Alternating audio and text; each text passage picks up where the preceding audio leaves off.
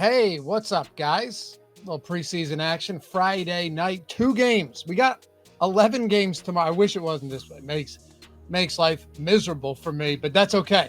We're putting in the work. I dug up as much as I could. As always, for the 2 games that we've got on Friday, we're going to break them all down right here. And as always, you know the drill. I'll do the work.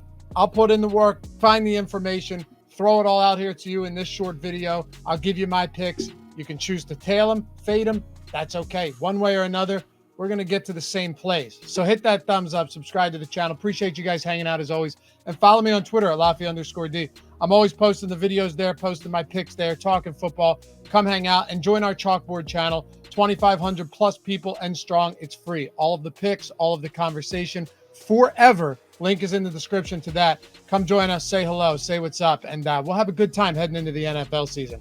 Let's go. All right, so we got 2 games to talk about. First one, Carolina and the Giants. Carolina +3 in this game, 3-point dogs, 39-point total. Find some discrepancies in the money line here across books. We'll talk about that in a second, but let's break the game down first, then I'll give you my pick. Frank Reich, going to play his starters again this week. Kind of has to, right? I mean, they were full-out dog shit last week. From the offensive line to Bryce Young, I mean, the offensive line couldn't protect the poor guy. 27-0 loss to the Jets. Disgusting. I was on the wrong side of that one for sure. Bryce Young played 3 minutes into the second quarter. Matt Corral played the remainder of the game. You know, he's an inspiring quarterback in the NFL. And Reich said that Young's playing time would be similar to week 1. So I'd pencil him in for a quarter, maybe a little bit more. Really depends on how he looks in the first quarter, if you ask me. I also think, though, he could struggle in this matchup.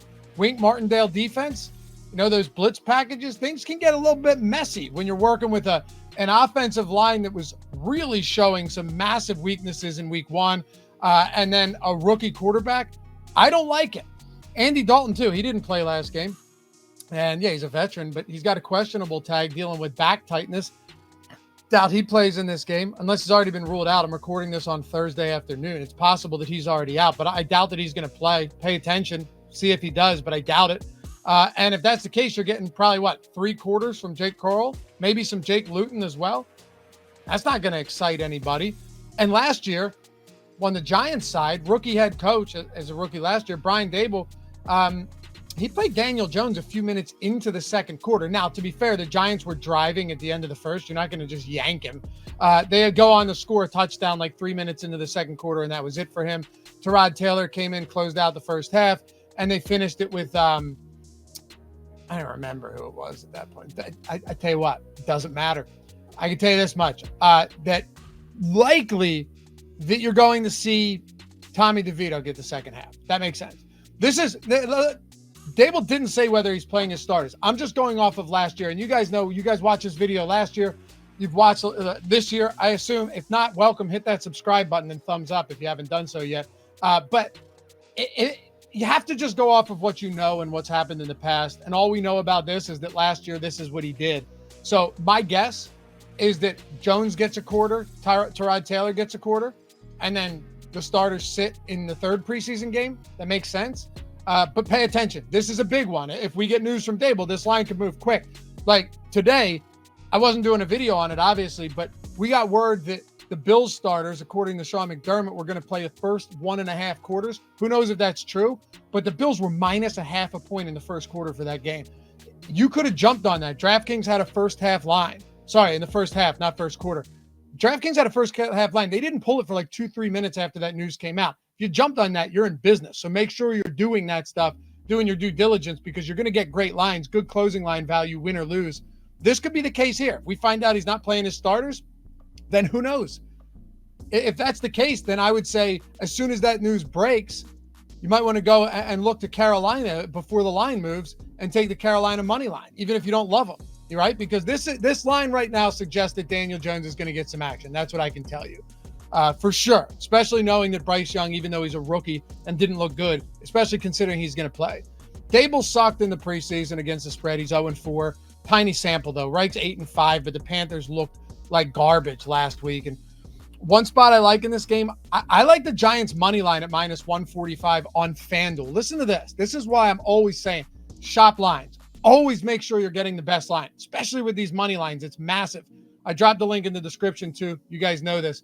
Click that. It'll show you all of the books, all of the best promos, free money opportunities. You're also getting all the best lines. You're getting promos. Some of them bet 5, get $150, $1,000 first bet insurance, get it all back. If your first bet loses up to $1,000, get on as many books as possible, shop the lines, take the free money and say, thank you, sir. I'll have another. Link in the description and chat for that. But minus 145 on FanDuel, the same lines, minus 170 on PointsBet, minus 162 on DraftKings, minus 160 on BetMGM. It just shows you the value there of being able to shop the best line. I'd go Giants money line minus 145. Or if you're looking to hit the spread, what about Giants minus 1.5 in the first half? DraftKings has this right now. Rookie quarterback could see some problems against this Giants defense. They also have plenty of positional battles that they're working out, looking to iron out for the preseason, or for the regular season. So I think early on, getting that first half 1.5 point spread on the Giants looks pretty good. Next up, you got Cincy and Atlanta. Bengals +6, 38.5 point total in this game. Seems kind of high, but we can talk about it. Cincy +205 on the money line, Atlanta minus 250. So last year in week 2, Arthur Smith played Marcus Mariota, started him and played him for a quarter before Desmond Ridder played the second quarter, and then one drive into the third. 3 straight run plays and a punt means nothing. Then Felipe Franks came in, got the final 1.5 quarters. I'd expect something similar on Friday, honestly. Arthur Smith said this. He said the starters are going to play, and they need to play, but he's not going to do anything crazy. Sounds like a quarter, right? Maybe a 1.25 for Desmond Ridder, but we'll play it safe and say a quarter here.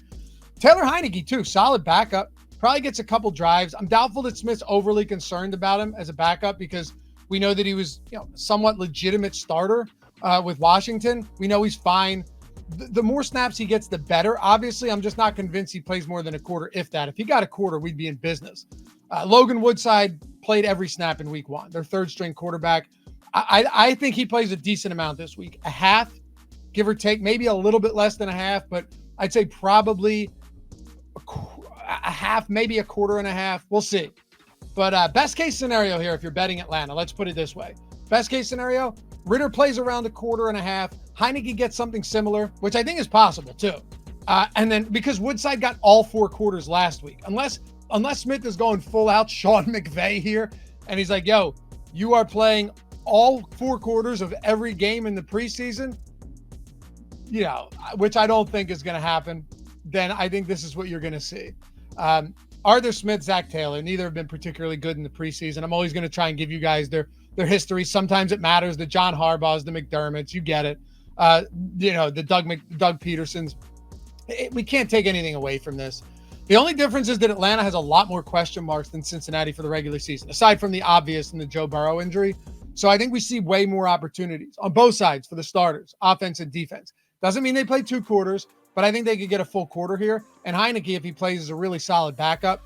And then you're looking at, last year, Zach Taylor played his number 2 quarterback, Brandon Allen. He's gone now. Played him 2.5 quarters. And Jake Browning, the final 1.5 quarters. Drew Plitt came in for a couple plays, but only because Browning got hurt and came back in the game.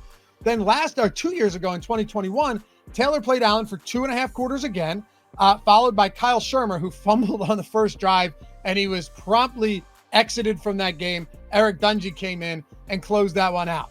So Jake Browning's the second-string quarterback now. He's ahead of Trevor Siemian on the depth chart. So I think they split reps here like they did in week 1. Maybe Reed Sinnett plays a bit too, but they looked horrible in week. They were terrible in week 1. And that defense gave up a ton of yards to the Green Bay Packers.